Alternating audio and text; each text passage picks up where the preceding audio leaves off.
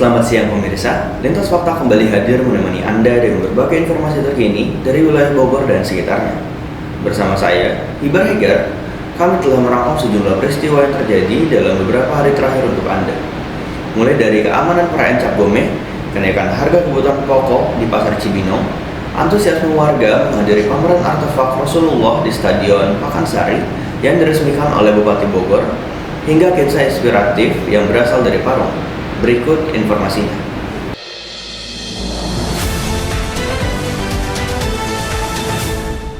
Pemirsa, sejumlah harga kebutuhan pokok di Pasar Cibinong mengalami kenaikan dalam beberapa hari terakhir.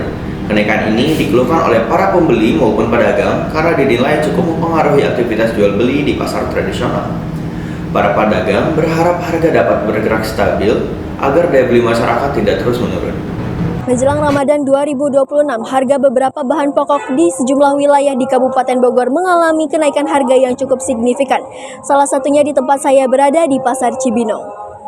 Hal ini tentu membuat pedagang dan juga pembeli merasakan kekhawatiran dan juga dampaknya.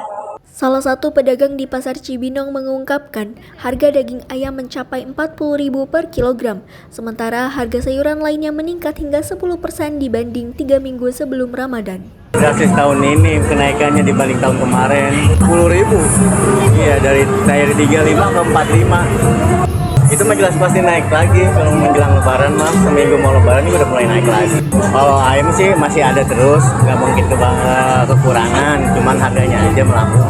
Para pembeli pun mengaku khawatir dengan lonjakan harga menjelang Ramadan 2026.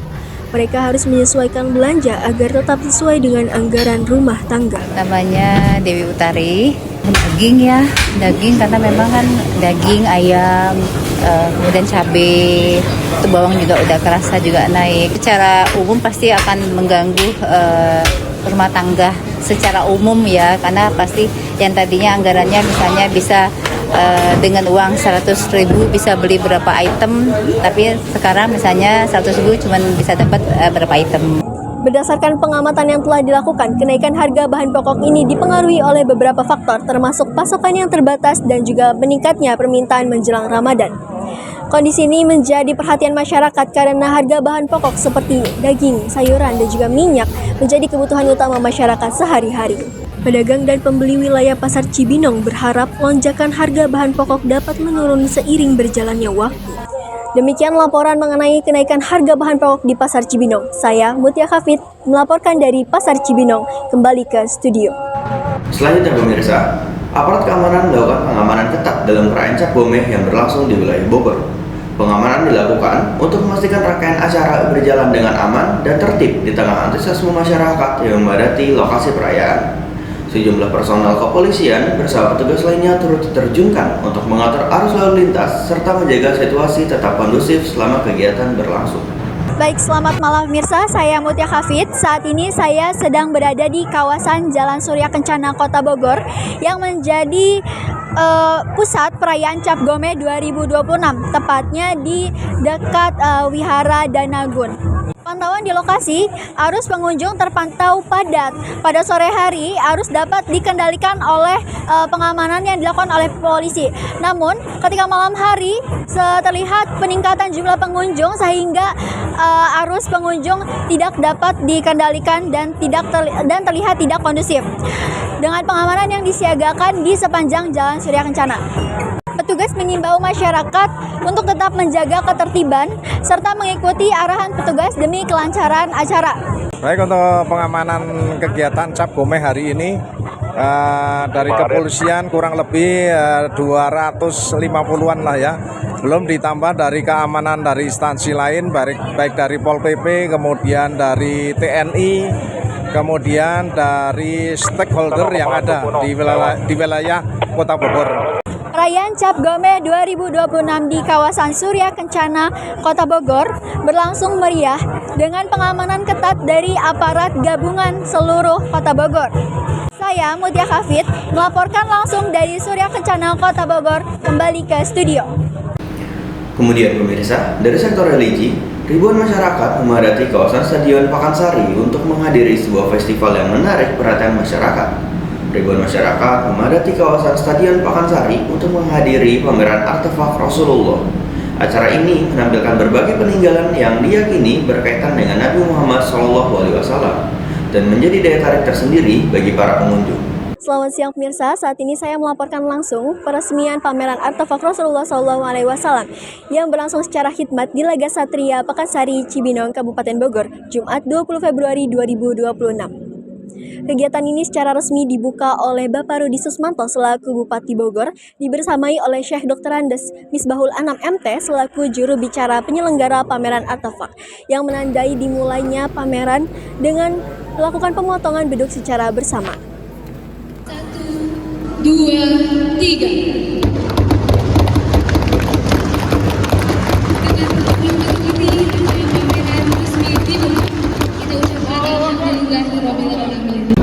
Barang-barang peninggalan yang ada di Kabupaten Bogor, langsung kita untuk membangkitkan semangat batinnya kita di bulan suci Ramadan bersama mencari ridhonya Allah Subhanahu wa Ta'ala.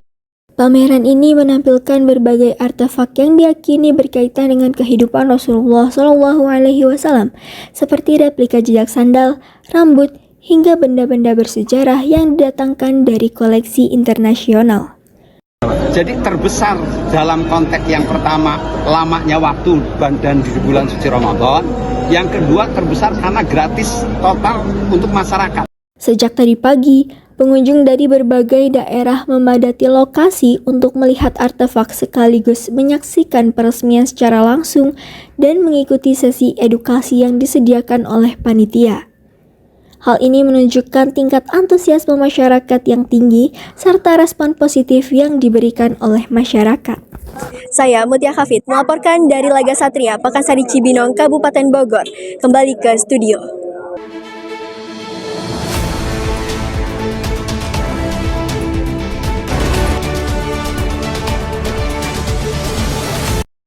Baik pemirsa, dari informasi sebelumnya, kita beralih ke kisah inspiratif dari seorang tokoh yang berkontribusi dalam meningkatkan minat baca masyarakat. Di Parung, Bogor, seorang perempuan bernama Kiswanti mendirikan warung baca Lebak Wangi atau Warabal sebagai ruang belajar dan membaca bagi anak-anak di sekitar lingkungannya. Berikut liputannya. Di tengah padatnya permukiman Parung, Kabupaten Bogor, suara anak-anak ini terdengar hampir setiap hari. Mereka bukan sedang bermain handphone, melainkan sedang mengeja dan membaca buku. Tempat sederhana inilah, Warung Baca Lebak Wangi atau Warabal, tumbuh sebagai ruang literasi sekaligus harapan bagi anak-anak sekitar.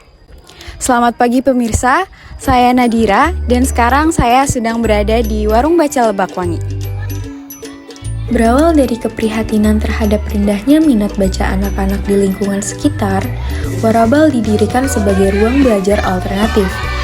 Perkenalkan dulu, nama saya Kiswanti, pengelola Taman Baca Masyarakat Warabal, yang itu singkatan dari Warung Baca Anak Lebak Wangi. Kenapa saya mendirikan Taman Bacaan itu? Ingin mereka bisa mengakses buku dengan mudah dan tanpa berbiaya. Jadi saya ingin memberi ruang dan ingin mendampingi anak-anak saat di usia tumbuh kembangnya agar mereka saat bermain itu ada kegiatan yang positif, yaitu saya bacakan buku dan untuk mengenalkan beberapa cerita daerah maupun cerita internasional. Tak hanya menyediakan buku bacaan, setiap pagi tempat ini juga menjadi kelas PAUD sederhana. Di luar jam PAUD, Warabal terbuka bagi anak-anak sekolah dasar yang ingin membaca atau sekadar belajar bersama. Bagi sebagian anak, tempat ini menjadi ruang pertama mereka membaca buku di luar buku pelajaran sekolah. Dampak yang saya lihat, anak-anak jadi lebih confident. Untuk apresiasi mereka sudah gemar membaca, anak-anak ini seringkali kami ikut sertakan lomba membaca buku, lomba bercerita, itu di komunitas kegiatan Olimpiade Taman Bacaan Anak. Dari situ anak itu lebih termotivasi dan lebih semangat lagi untuk membaca karena setelah mereka membaca tuh mereka merasakan dampak pada dirinya juga. Alhamdulillah orang tuanya support, bahkan mengizinkan anak-anaknya pada datang ke sini. Komunitas kami dari beberapa sosok komunitas kami juara lagi. Nah, dari situ, dari hal-hal seperti itulah kami mendapat hadiah buku. Tapi kok pure sumbangan kami dapat dari Perpusnas. Baik pemirsa, jadi ini merupakan koleksi buku yang ada di Warabal. Seperti yang Ibu Kiswanti sudah sebutkan sebelumnya, bahwa 70% merupakan koleksi pribadi dan 30% dari pihak eksternal. Harapan kami Warabal ini nanti akan punya PKBM, Pusat Kegiatan Belajar Masyarakat, karena belakang ini banyak anak yang putus sekolah. Kami berharap semakin banyak kolaborasi antara komunitas, tokoh masyarakat, dan pemerintah sendiri untuk majunya pendidikan, khususnya di Parung, umumnya untuk seluruh Indonesia. Ya santai aja, nggak usah bersedih. Nama saya Anti Kwinarti, saya bergabung di Warabal itu dari tahun 2004 dan di PAUD-nya terjun langsung di PAUD dari 2016.